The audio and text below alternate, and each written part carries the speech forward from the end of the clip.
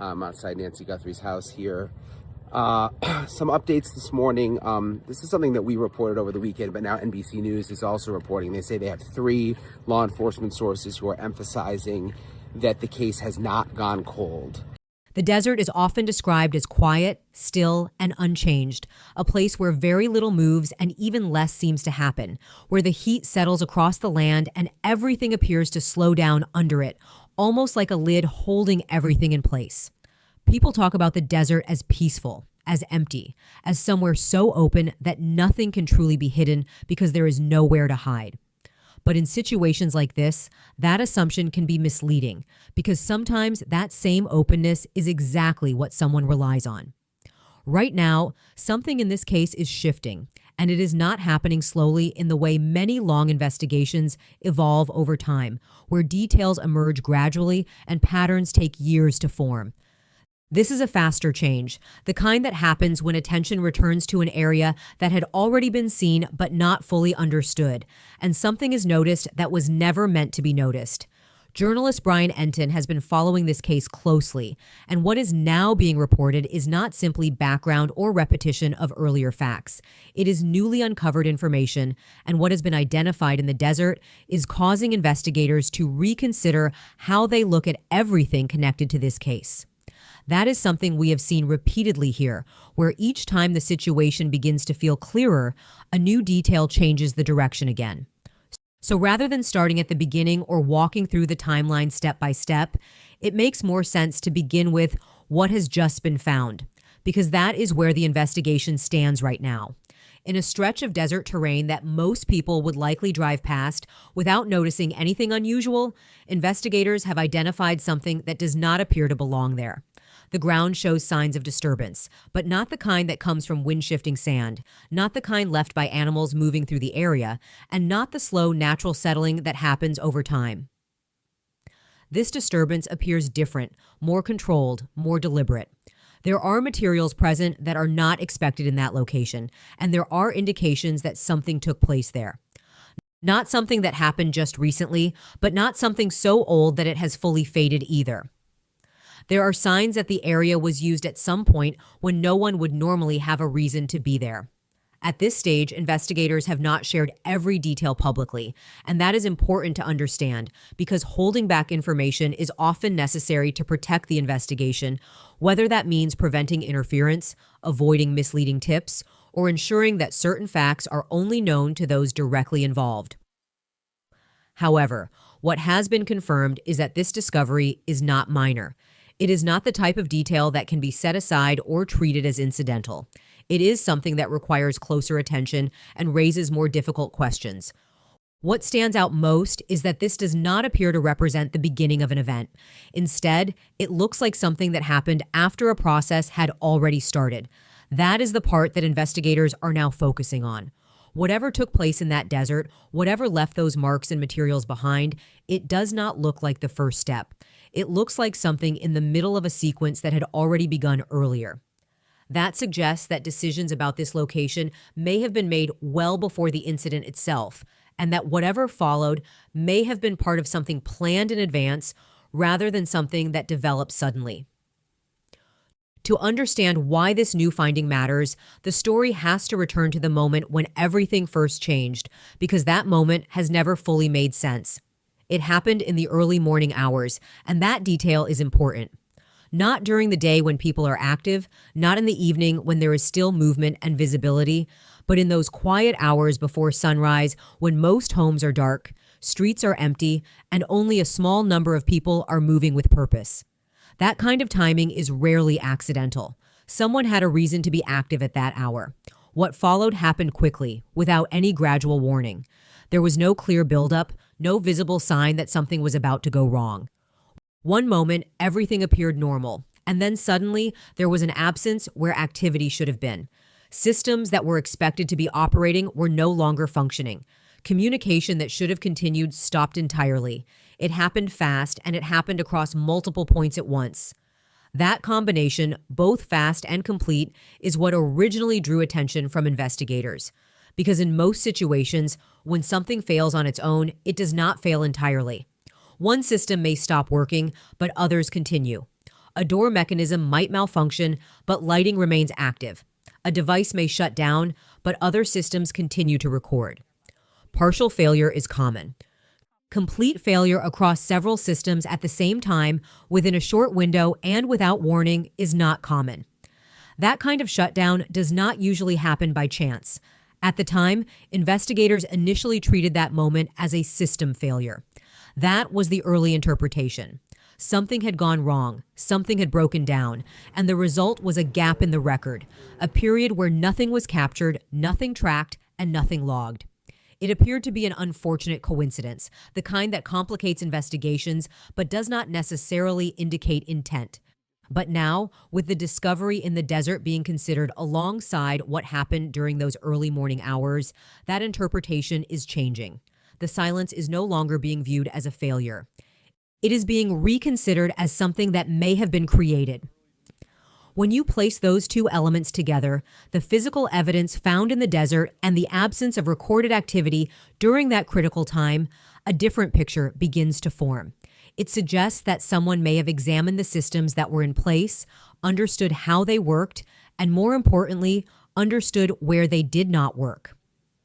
They may have identified the gaps, the areas where movement could occur without being recorded, and then chosen a time when visibility was already limited to reduce it even further. That shifts the case in a significant way. It moves it away from the idea of something impulsive or accidental and toward the possibility of something planned. Because impulsive actions do not involve studying systems or identifying blind spots. They do not involve timing movement around gaps in surveillance. That kind of thinking requires preparation. It requires knowledge. It suggests that someone took time beforehand to understand how to move without being seen. And some of the physical details support that possibility. A door was found slightly open, not damaged, not forced, simply open in a way that would only be meaningful to someone who knew what to notice. There were no signs of forced entry anywhere, and that detail continues to stand out. Because when there is no forced entry, it typically means one of two things. Either the person had access or they had knowledge. They knew how to enter without causing damage. They understood how the entry points worked, which ones would draw attention, and which ones would not. That kind of understanding does not usually come from a stranger. It comes from familiarity. And alongside that, there is the absence of any digital record. No logs, no camera footage, no electronic signals, nothing that investigators could use to track movement or reconstruct events. In a time where most actions leave some kind of digital trace, the complete absence of that trace is not neutral. It suggests that the absence itself may have been intentional. Someone may have understood how those systems functioned and ensured that their actions either fell outside their range or occurred when those systems were least effective. Either way, the result was the same. A window of time that remained clear, empty, and unrecorded at exactly the moment it needed to be. That suggests that what happened here was not just an action, but a set of conditions that were created in advance to allow that action to take place without leaving a trace. At this point, the desert itself can no longer be treated as a passive setting, because the more closely it is examined, the more it appears to have been part of the situation, rather than simply the place where something ended up. It takes time to adjust to that idea, because the instinct is to see remote terrain as neutral, just open land, just empty space. But the longer investigators remain focused on this area, the clearer it becomes that this location may not have been chosen casually. It may have been selected for specific reasons. When people think of the desert, they often imagine it as flat and featureless, but in reality, it has structure, and that structure matters. There are natural movement routes running through this terrain, paths that are not marked or paved and would not be obvious to anyone who has not spent time studying the land closely.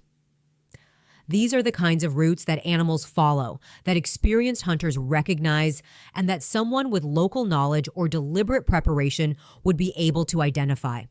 They allow movement through the area without relying on roads, without passing through monitored locations, and without creating the kind of visible trail that would normally attract attention during a search. Alongside these routes, investigators have identified areas that provide natural concealment.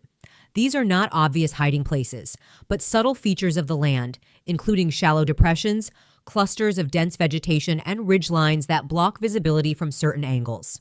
These features do not stand out unless you know where to look, but they can be used effectively by someone who understands how they work. In addition to that, there are elevated points in the terrain that offer a clear view of the surrounding area while remaining difficult to observe from below. These positions allow someone to watch movement without being easily seen themselves. When all of these elements are considered together, it becomes clear that the desert is not empty in the way it is often described. It has patterns, pathways, and structure, and someone appears to have understood that structure before anything happened. That understanding changes how the location is viewed. It is no longer just a place where something occurred. It becomes part of how it may have been carried out. Investigators have also observed that the physical evidence found in the disturbed area does not appear random. The debris present is not scattered in the way it would be if it had been moved naturally over time. Instead, there is a sense of placement.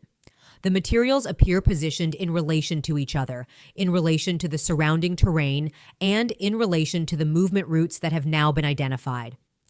None of it suggests randomness. It suggests that whatever occurred there was controlled. Movement patterns support that conclusion as well. The evidence indicates a consistent direction of travel rather than wandering or uncertain movement. It does not resemble the behavior of someone acting in confusion or reacting under pressure. It appears deliberate, as though there was a destination and a plan for how to reach it while remaining as unseen as possible. The specific location within the desert also matters. It is not positioned in the most remote area where access would be difficult, but it is not close to roads or populated areas where activity might be noticed.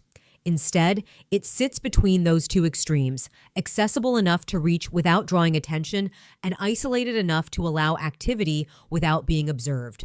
That balance suggests that the location may have been chosen carefully rather than encountered by chance. This is where the situation becomes more concerning because the evidence begins to point toward the possibility that this location was visited before the main event took place. Someone may have come here earlier, walked these routes, identified the areas of concealment, tested the visibility from different positions, and confirmed that the environment would allow them to operate without being detected.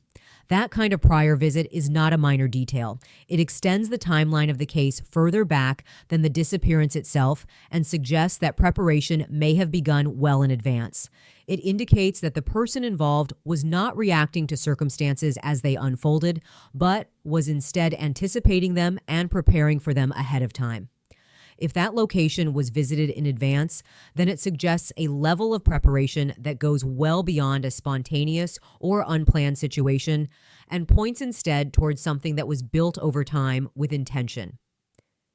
It indicates that someone may have taken the time not only to understand the terrain, but also to think about how an investigation would later unfold in that same terrain.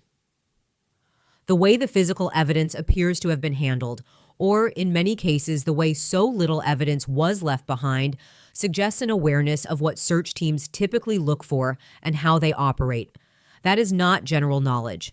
It reflects a kind of practical understanding, sometimes described as operational awareness, where someone considers how something will be discovered and then makes decisions designed to avoid that discovery.